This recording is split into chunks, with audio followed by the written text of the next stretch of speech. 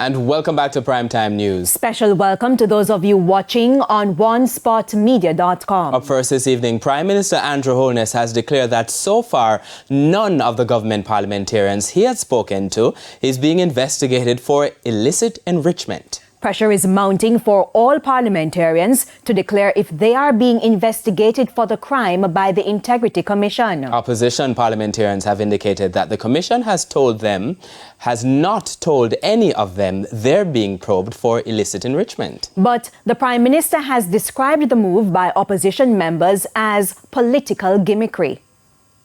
The Integrity Commission has indicated that 6 parliamentarians are under investigation for illicit enrichment. Illicit enrichment has to do with the public servants not being able to explain how they own assets which exceed their lawful earnings. So, which government parliamentarians got letters from the Integrity Commission stating they are being investigated for the crime?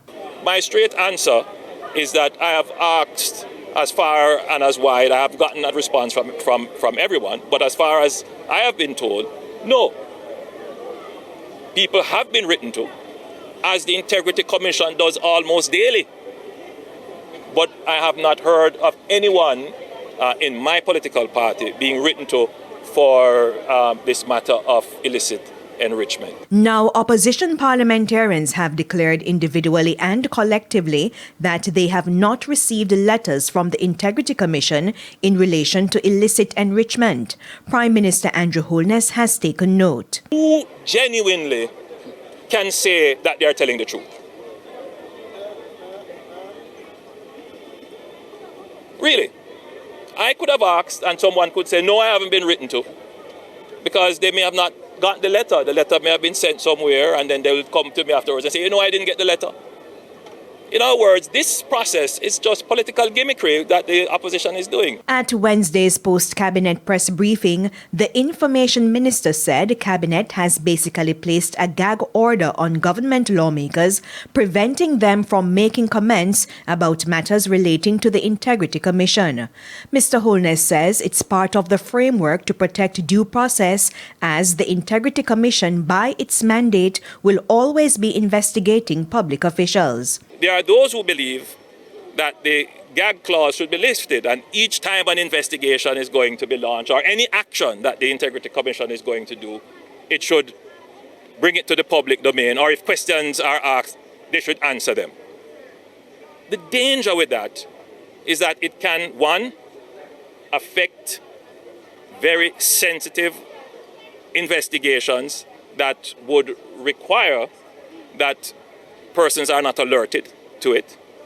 It could affect how the Integrity Commission does its work, and it could influence public officials and other persons who are involved in how they respond to the Integrity Commission. It could influence cooperation. He adds that there is good logic to the gag clause on the Integrity Commission. Now, what happens to someone who is being investigated, for which the investigations turn out to be spurious, or there are no basis for that? Is there a way to repair the damage done to that person? When the investigations are at a point of maturity, are at a point where they are going to be brought into a public court, then by all means, that should be disclosed. Mr. Holness was speaking to journalists following a tour in northern Clarendon on Thursday.